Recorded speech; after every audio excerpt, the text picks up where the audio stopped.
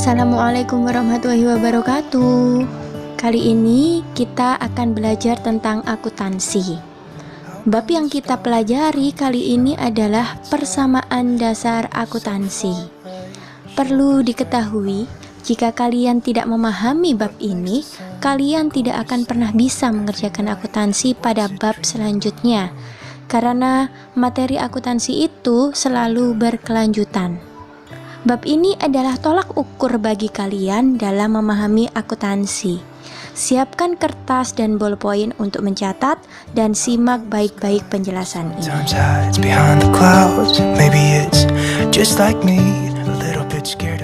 Pada materi sebelumnya, kalian sudah mengetahui apa yang disebut sebagai akuntansi.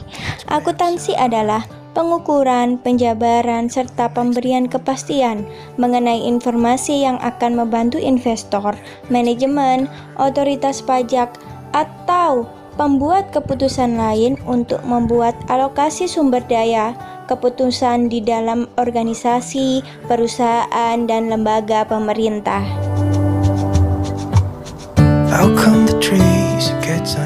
Fungsi dari persamaan dasar akuntansi ini akan menjadi dasar dari pencatatan suatu kegiatan di perusahaan. Kalau kita mau membuat suatu perusahaan, misalnya kita akan membuat perusahaan sepatu. Biasanya yang dipertanyakan pertama kali adalah apa yang digunakan untuk kegiatan perusahaan sepatu tersebut. Apa sih yang perusahaan sepatu itu perlukan untuk melakukan kegiatannya? Baik, saya berikan waktu 10 detik untuk kalian memikirkannya.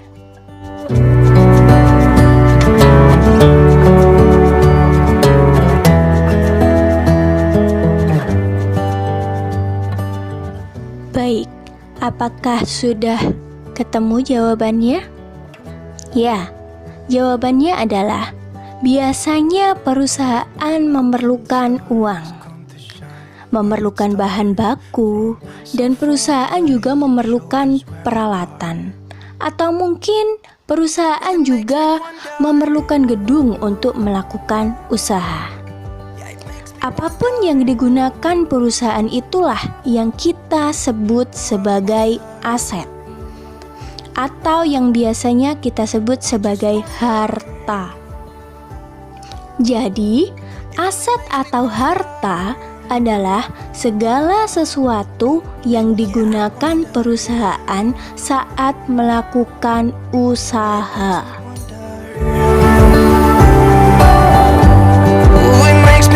Aset adalah sumber daya yang dimiliki atau digunakan oleh perusahaan dalam melakukan kegiatannya.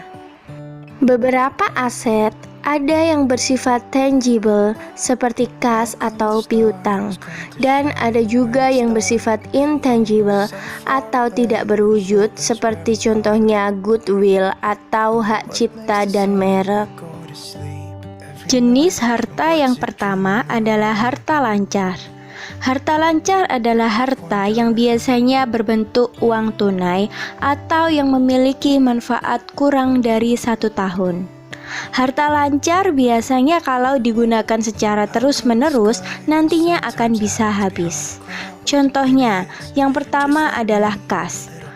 Kas biasanya dalam bentuk uang tunai atau uang logam atau cek, tabungan, dan lain sebagainya. Kemudian yang kedua adalah piutang. Piutang adalah kebalikan dari utang. Kalau utang, kita berhutang kepada orang lain. Tetapi kalau piutang berarti kita memberikan hutang kepada orang lain. Kemudian beban, dibayar di muka. Beban adalah sesuatu yang kita keluarkan untuk keperluan perusahaan. Dan ada juga yang disebut sebagai perlengkapan. Perlengkapan termasuk barang yang habis pakai, dan perlengkapan juga tidak bisa dijual kembali. Jadi perlengkapan memiliki masa manfaatnya itu kurang dari 1 tahun. Jenis harta yang kedua adalah harta tetap. Harta tetap ini adalah harta yang memiliki manfaat lebih dari 1 tahun. Jadi harta tetap ini berkebalikan dengan harta lancar. Harta tetap ini tidak akan pernah bisa habis, tetapi bisa rusak. Contohnya adalah kendaraan, bangunan, mesin, dan peralatan. Peralatan adalah barang yang memiliki manfaat lebih dari 1 tahun. Peralatan memiliki biaya penyusutan dan peralatan juga bisa dijual kembali. Kemudian ada harta yang tak berwujud. Contoh yang pertama adalah goodwill. Goodwill adalah aset yang paling sulit dinilai dengan uang. Goodwill terbentuk dari faktor-faktor yang menguntungkan, seperti lokasi perusahaan, kualitas dari produknya, kemudian reputasi perusahaan, dan keahlian manajerial. Nah, kapan sih goodwill itu akan muncul?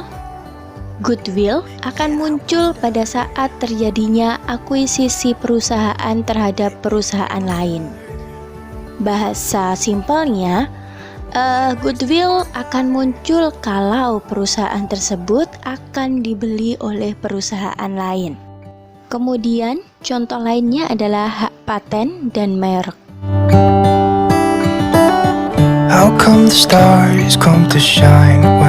Setelah kita mengetahui apa itu harta, maka muncul pertanyaan yang kedua, yaitu dari mana harta atau aset ini berasal?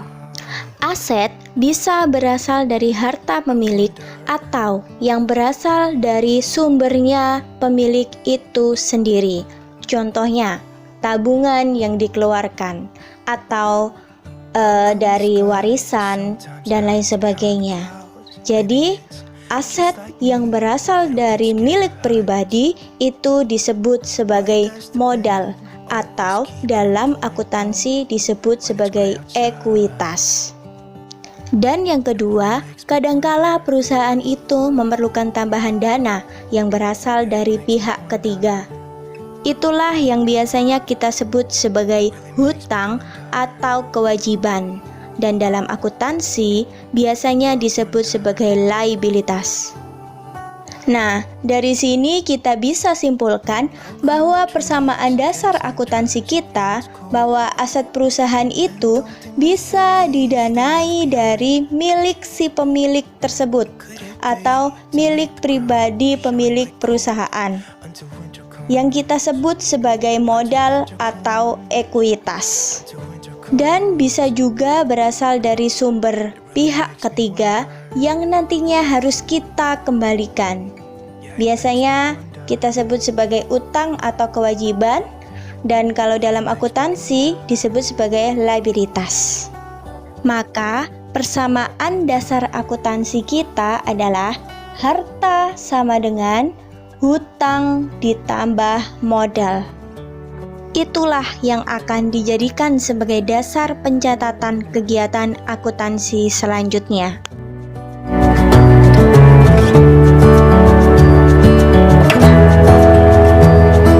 Jika kita sudah membuat perusahaan dan perusahaan tersebut sudah berjalan, seperti membuat produk atau memproduksi, kemudian hasil produknya sudah dipasarkan ke konsumen, jadi perusahaan tersebut pasti akan memperoleh suatu hasil yang biasanya kita sebut sebagai pendapatan, atau kalau dalam akuntansi disebut sebagai revenue.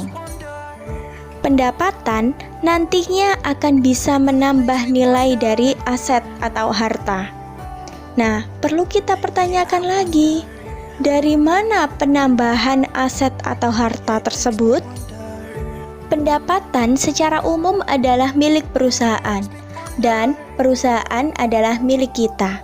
Perlu kalian ingat, tadi yang kita sebut sebagai modal adalah yang berasal dari kita.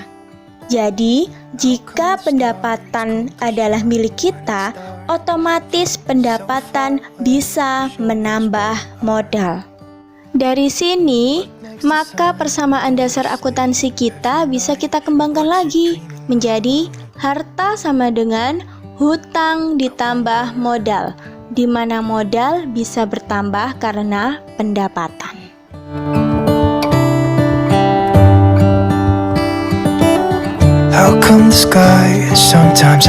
Seperti yang kita tahu, setelah perusahaan memperoleh pendapatan, biasanya perusahaan harus mengeluarkan suatu biaya atau yang kita sebut sebagai beban, dan dalam akuntansi disebut sebagai expense.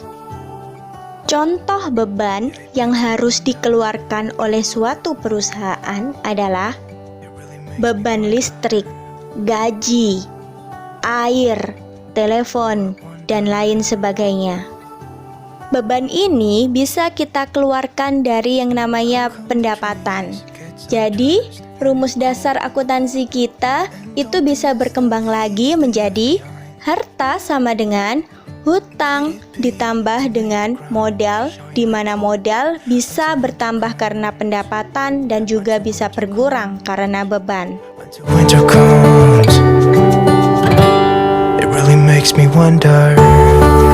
Setelah perusahaan berjalan dengan lancar, kemungkinan sang pemilik perusahaan atau kita itu melakukan transaksi untuk keperluan pribadi. Nah, mengambil uang untuk keperluan pribadi kita atau sang pemilik perusahaan itu disebut dengan prive. Secara otomatis, kalau kita melakukan transaksi untuk keperluan pribadi kita, modal kita akan berkurang.